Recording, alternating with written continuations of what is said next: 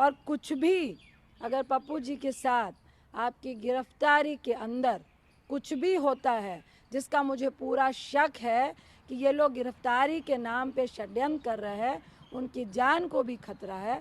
मैं मुख्यमंत्री और एनडीए गवर्नमेंट को कहना चाहती हूँ कि अगर कुछ भी उनके साथ कोई ऊंच नीच बात होती है, कुछ भी उनकी जान को खतरा होता है, जो मैं सरेआम कह रही हूँ, तो इसकी पूरी जिम्मेदारी एनडीए गवर्नमेंट को, मुख्यमंत्री को और बीजेपी सरकार को लेनी पड़ेगी। मैं बार बार कह रही हूँ, जो आपने किया वो गलत है।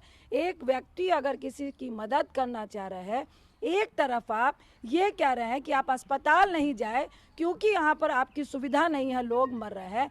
दूसरी तरफ सरकार उनको जेल या उन पर केस नहीं कर रही है जो पूरी असुविधा फैलाए हुए हैं, जो आपका पूरा सरकारी तंत्र फेलियर हो रहा है, उसके लिए आप किसी को जेल नहीं भेज रहे हैं। लेकिन जो इन बातों को उजागर करके आपको अलर्ट कर रहा है कि भाई आप सुविधा दीजिए लोगों को, आम लोग मर रहे हैं, उसको आप अगर जेल में ले जा रहे हैं और बता नहीं रहे हैं किसके तहत ले जा रहे हैं, और कोई 30-40 साल पुराने केस की अगर आप दुहाई देकर उनको जेल ले जाकर साजिश के तहत, मैं फिर कहूँगी, अगर उनकी जान को खतरा है, ये मैं बोल रही हूँ, ये पूरी जिम्मेदारी बिहार सरकार की। मुझे अच्छा नहीं लग रहा कि मैं नीतीश बाबू को कुछ ऐसे सवाल करूं, रूडी साहब से कुछ ऐसे सवाल करूं, भाजपा से कुछ ऐसे सवाल करूं इस वक्त जो मेरे चरित्र में नहीं है।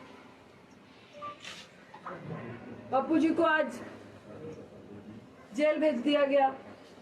क्यों भेज दिया गया? किस लिए भेज दिया गया? ऐसा क्या उल्लंघन किया था? ऐसा कौन सा अपराध था?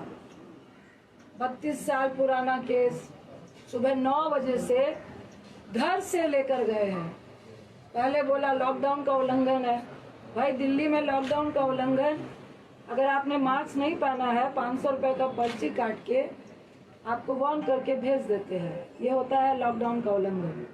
अगर आप ब्रैकेटिंग के पास है, जाना चाह रहे हैं, आपके पास कोई सर्टिफिकेट या आप किस लिए जा रहे हैं नहीं है, तो आपको 1000 रुपये 2000 रुपये का चालान है। लॉकडाउन का उल्लंघन वही होता है।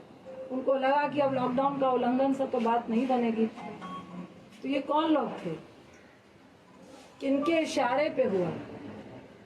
नीतीश बाबू, अगर आप इतने कमजोर और असहाय महसूस कर रहे थे तो भैया हम लोग को भी फोन करके बता देते कि भाई मैं मजबूर हूँ, बहुत कम विधायक आए हैं और भाजपा का सिर्फ बिहार में नहीं पूरे देश में गुंडा राज चल रहा है। जो वो चाहते हैं वो ही करते हैं।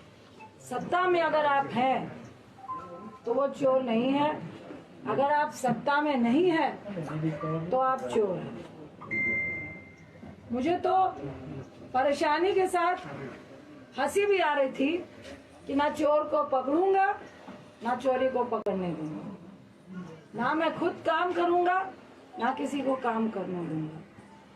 देखिए मुख्यमंत्री साहब, ये किसी पर छींटाकशी का वक्त नहीं है। अब मुझे आपसे कोई निजी दुश्मनी नहीं है। मैं तो आपसे ये पूछना चाहती हूँ कि आपको आखिर हो क्या गया है? इतने अपंग क्यों हो चुके हैं?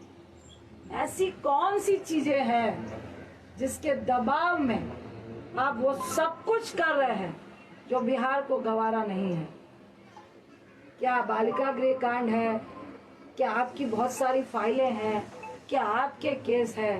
नीतीश बाबू, मेरा मन नहीं है लेकिन बताइए, 91 में आप पे हत्या का केस हुआ, 2011 में आपने उसको रफा दफा किया, और हम भी चाहते हैं, हम भी समझते हैं कि राजनीति में केसेस होते हैं, कानून अपनी कार्रवाई करता है। 89 पे पप्पू जी पे केस हुआ। अभी वो तीनों लोग जो इस कांड का सूचक था, जो जिसने बोला कि मेरा किडनैप हुआ और जो गवाह था, उन तीनों का वीडियो चल रहा है कि ये